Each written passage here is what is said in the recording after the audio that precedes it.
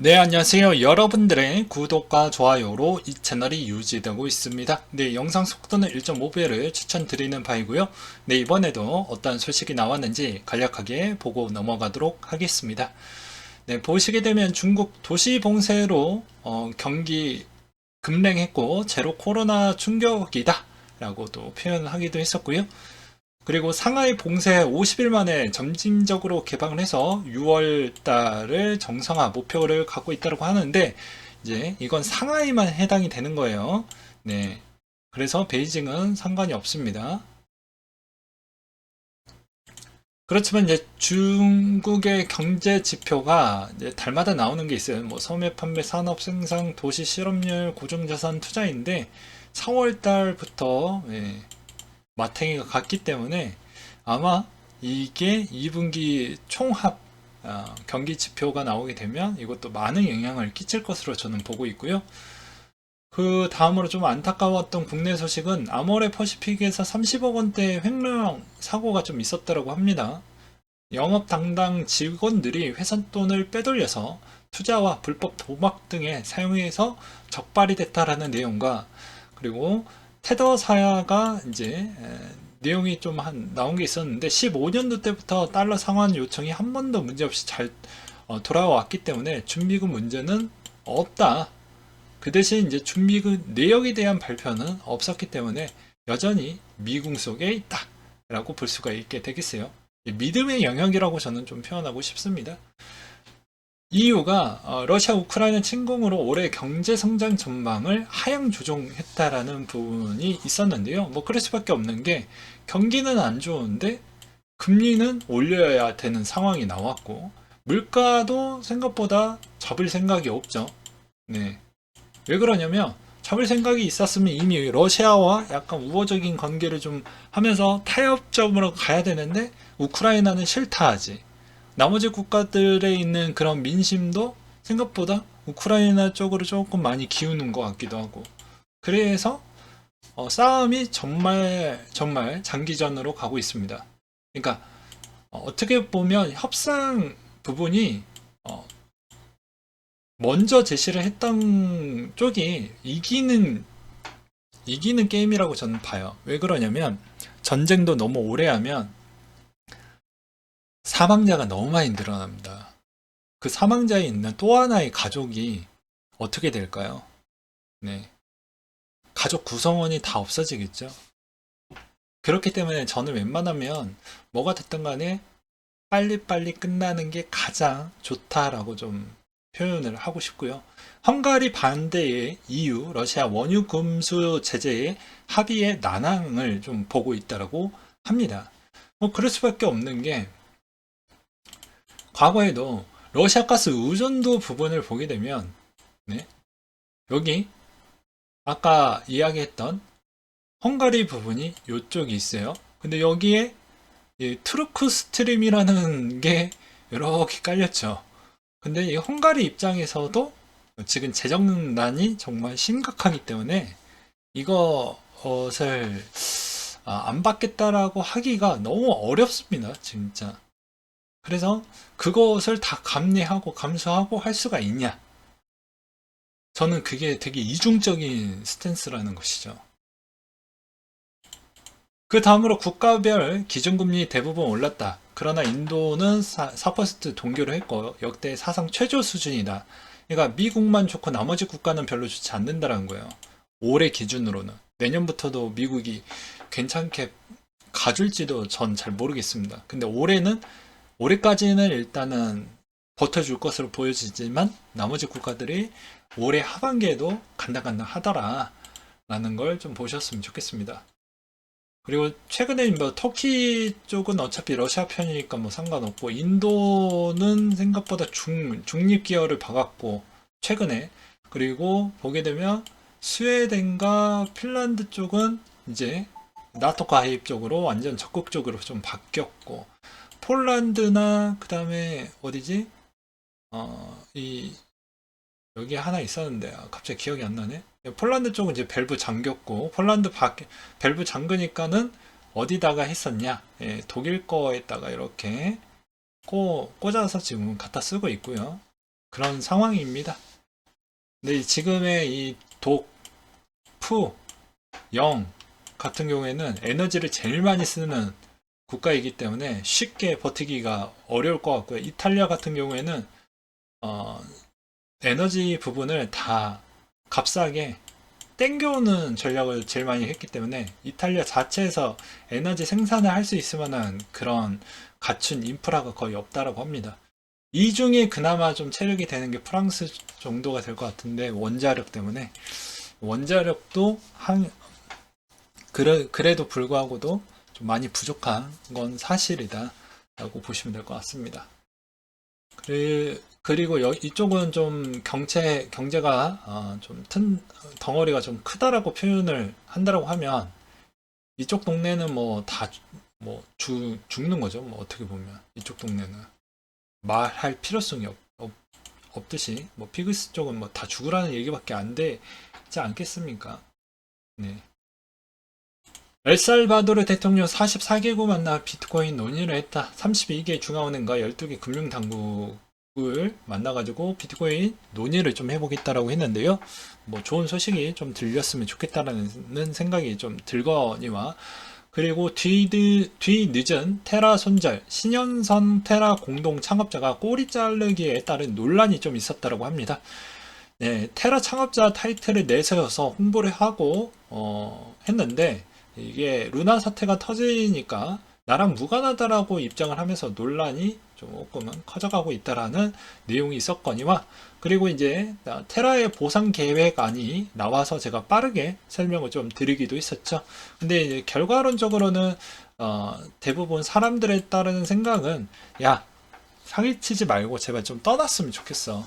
코인 시장 너무 더러워지고 영향을 많이 끼치는 것 같으니까 제발 좀 떠났으면 좋겠다. 그리고 신규 코인이 나온다라고 해도 그 신규 코인도 해먹으려고 하는 거 아니냐 이런 내용들이 훨씬 더 많이 나오더라고요. 근데 이제 어쩔 수 없는 부분이라고 저는 생각을 합니다. 그리고 과거 한때 뭐 비트코인 캐시 우지한도 패드립을 또 하기도 했었고 그 다음에 이제 두 번째로는 또 뭐 어떤 분은 또 이렇게 또 보시더라고요.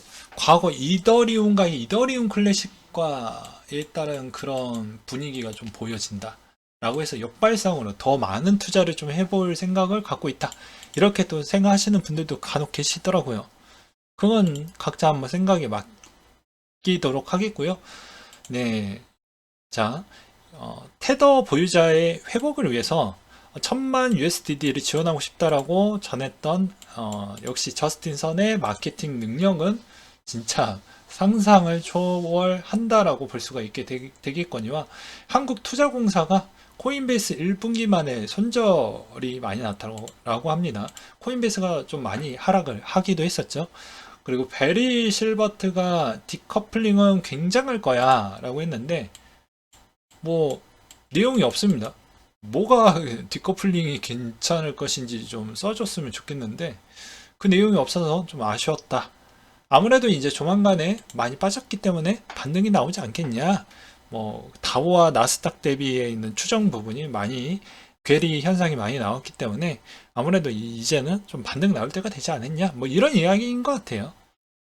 그리고 웨이브가 USDN 이것도 알고리즘 스테이블 코인인데 시총이 웨이브 시총이 USDN의 시총보다 작아졌기 때문에 이것도 생각보다 많은 위험성이 있을 수 있다 라고 이야기가 나오고 있습니다. 그래서 대부분 어떻게 보면 이 시총에 따른 추이를 잘 비교를 해보신 다음에 시총이 그게 낮아지거나 너무 많이 벌어지게 되면 이것도 고민은 좀 해볼 필요성이 있어요. 그 다음으로 이제 스테이블 코인 관련되어져 있는 지표와 그 다음에 해당 자료를 좀 볼 수가 있게 되겠는데요. 자료 내용은 뭐 간단하게 그러합니다. 스테이블 코인 공급량이 요새 감소세를 좀 보여주고 있다. 빨간색, 뭐 초록색, 뭐 그 다음에 뭐 파란색, 주황색, 분홍색 부분을 볼 수가 있겠죠. 근데 이게 약간의 공급량의 감소세를 보여주는 건 생각보다 이제 자금의 경색이 보여주는 거 아니냐.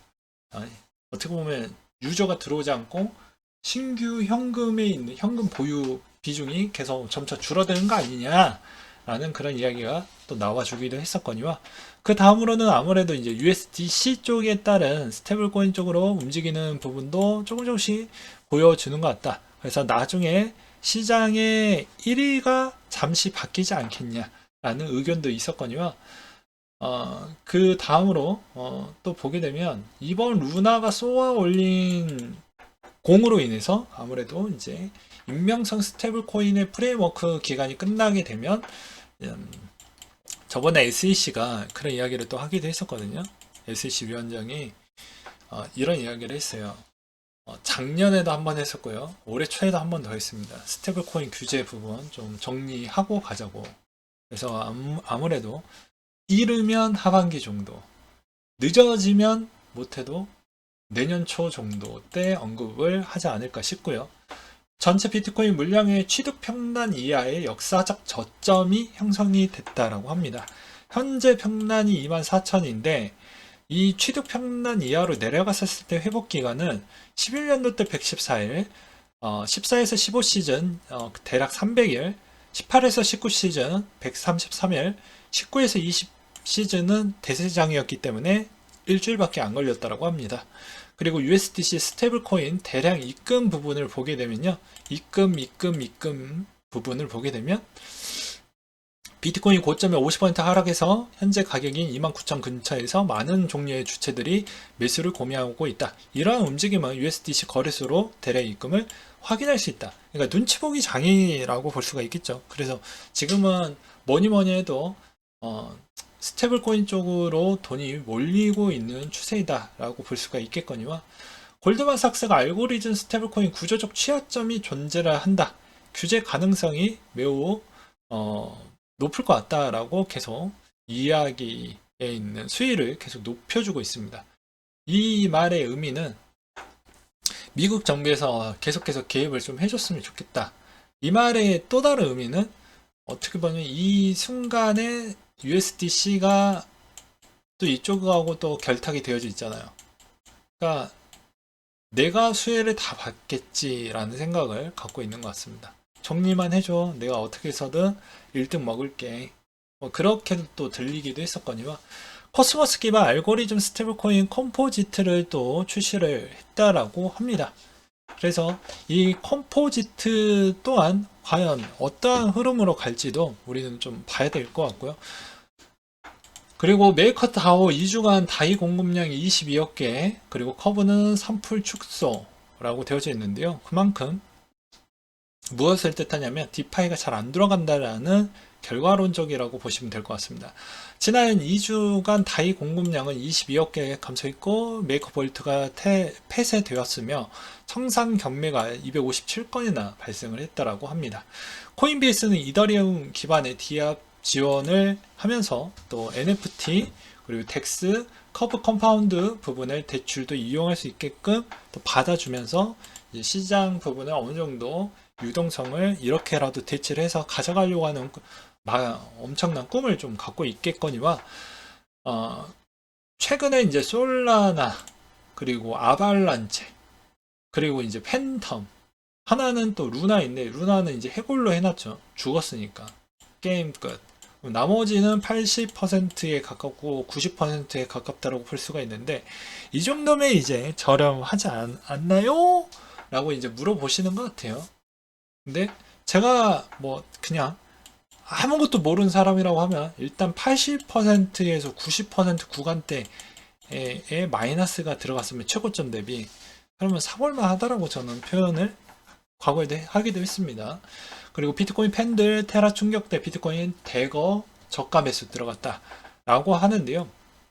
이번 테라 사태로 비트코인이 15% 폭락할 때 비트코인 팬층들은 되게 많이 이번에 순유입이 들어갔다고 합니다. 그리고 펀드사도 이번에 좀 많이 샀다라고 하고요. 그리고 나머지 쪽은 이더리움, 폴카다, 뭐 솔라나 쪽은 또 어느 정도 순유출이 좀 많이 있었다라고 합니다. 이제 이랬던 이유는 알고 계시죠? 그러니까 알트코인에 따른 신뢰도가 무너졌다라는 겁니다. 그러니까 그냥 다시 비트코인 쪽으로 가는 방향이라고 보시면 될 것 같죠. 그리고 마이애미 토큰, 마이애미 코인이 거의 88% 폭락이 나와서 이것도 생각보다 고민이 좀 클 것으로 보여지겠거니와, 매우 주관적으로 기술적인 부분과 시향적인 부분을 통틀어서 종합해서 저만의 생각을 좀 설명을 드리도록 하겠습니다. 비트코인 구간 형태가 지금 3만 선을 지금 지탱을 해주고 있는 실정인데요. 대부분 사람들이 생각하는 방향성은 뭐 이러한 것 같더라고요.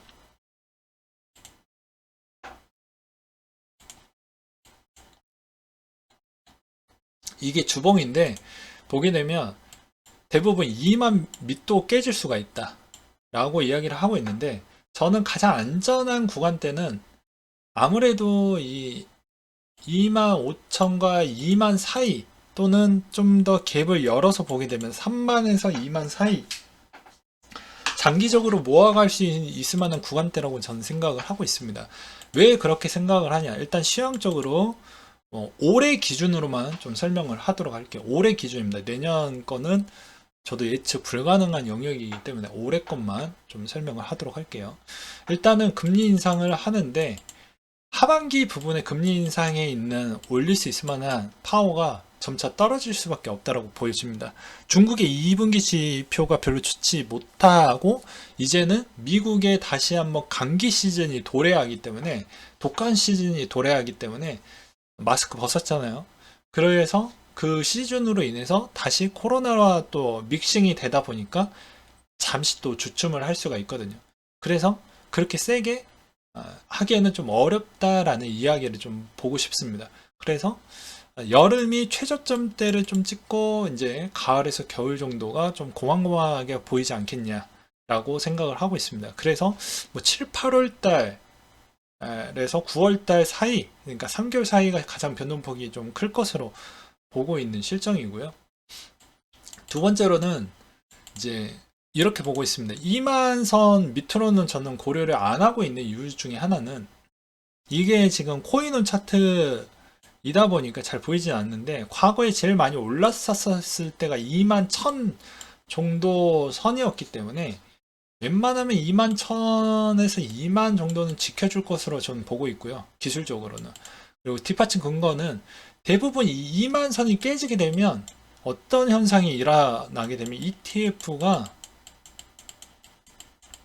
상품이 거의 제로가 될 확률이 매우 높거니와, 그리고 두 번째로는 대부분 이 갖고 있는 그런 회사들이 마진콜의 위험성이 높아집니다. 네, 마진콜이 높아질 확률이 매우 높아요. 비트코인에 관련된 마진콜이. 그래서 이 2만 선이 깨지게 되는 순간, 비트코인만 없어지는 게 아니죠. 엄청나게 뒤로 과거로 돌아갈 확률이 매우 높습니다. 차트가.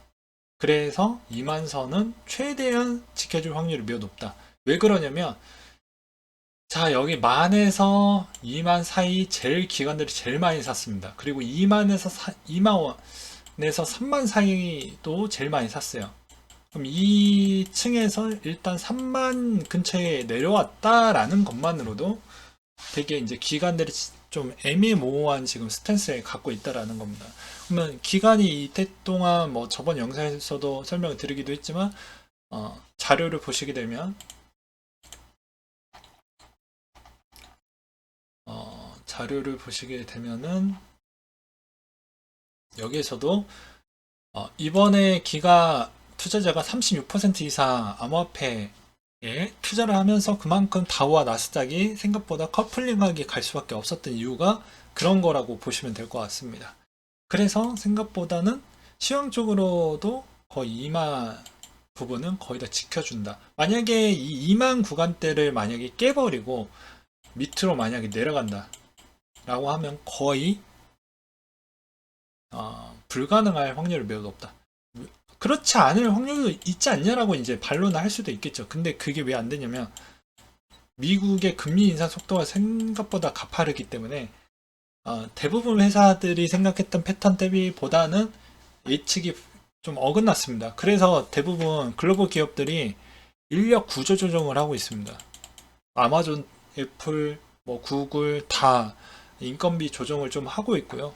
그런 액션을 좀 취하고 있다는 건 그만큼 현금에 따른 캐시플로우를 조금 더 여유롭게 가져간다라는 것인데, 걔네들이 그런 활동을 하고 있는데 마이크로 스트래티지가 만약에 담보물을 구했다라고 해도 연달아 또 추가적인 하락이 나오게 되면 그걸 버텨줄 수 있을 만한 여유 자금이 있을 거냐? 그게 안 될 확률이 전 매우 높다라고 봅니다. 그렇기 때문에 쉽진 않을 것 같다. 그래서 이 마지노선은 누구나 깨고 싶지 않는 마지노선인데, 기술적으로나 뭐 시황적으로나 일단은 저는 그렇게 보고 있습니다. 그래서 2만에 가까워질수록 약간의 도전적으로, 공포감 반의 도전적으로 모아가는 형태가 가장 이상적이지 않겠냐라고 저는 좀 표현을 해드리고 싶어요. 네. 그래서 이 구간에 가까워지면 우리는 좀 많이 모아가는 형태로 가져가 보자 라고 설명을 드리고 싶고요. 아마 이제 겨울에 가까워지면 질수록, 겨울에서 이제 1월달에 넘어가는 질수록 다시 회복세를 보여줄 확률이 매우 높습니다. 왜 그러냐면 중국 경기도 이제 코로나 타임 한 사이클 또 넘어가는 형태이기 때문에 크게 문제되지는 않을 것 같고, 그리고 미국도 독감 시즌 조금 수그러드는 타임 때도 같이 겹치면서 선회할 확률이 매우 높고 그런 현상이기 때문에 그러하겠군요. 그 다음에 대부분 겨울 시즌 때에서 좀 좋은 효과를 보여준 적이 좀 많이 있기도 했었습니다. 과거 차트를 보았을 때도 보게 되면은 해당 비트코인 월별 수익률을 보게 되면 12월 달에 가장 선방을 잘했다라고 볼 수가 있는 게, 하락도 그렇게 큰 편이 안 나왔다라고 볼 수 있고 상승폭도 가장 컸기 때문에 어느 정도 선방은 저는 해줄 것으로 보고 있습니다. 그래서 거의 뭐 죽음의 9월 달만 잘 넘어간다라고 하면은 이 7월부터 9월 사이 이 구간대 조금 마의 구간이라고 볼 수가 있겠고, 이 뒤부터는 좀 전 괜찮게 보고 있는 실정입니다. 하반기에 또 변수는 뭐가 있냐면, 아무래도 금리 속도와 물가 그리고 코로나 전제 이렇게 있는데, 금리는 일단 제끼고요. 예측을 했으니까 물가도 금리와 이제 반영이 되니까 얘도 제끼고, 코로나와 전쟁 부분이 가장 강력할 것으로 보여집니다. 전쟁이 이제 겨울 시즌 되면 뭐 밸브를 잠글 거냐 말 거냐 이것으로 많이 흔들릴 수가 있기 때문에 그런 것이고, 코로나로 인해서 또 뭐 변수로 뭐 중국이 아직도 겨울 시즌에도 똑같다 이래버리면 이제 답이 없죠. 네. 그래서 그런 측면, 그리고 미국이 생각보다 이제 마스크를 그때 이제 벗기 시작을 하면 이제 독감에 이제 노출 강도가 매우 높은 나라이기 때문에 그게 좀 걱정이 좀 되긴 합니다. 그래서 아무튼 올해 시즌 너무 힘들고 그렇다라고 해도 가장 저렴한 시기 때를 나름대로 자기만의 기준대로, 제 이야기가 다 틀릴 수도 있어요. 근데 저는 저만의 기준대로 이렇게 이제 목표를 세워가지고 가져가려고 하죠. 그래서 일단은 그런 생각을 갖고 있습니다. 그래서 많은 도움이 되시길 바라겠고요. 네, 이상으로 마치도록 하겠습니다.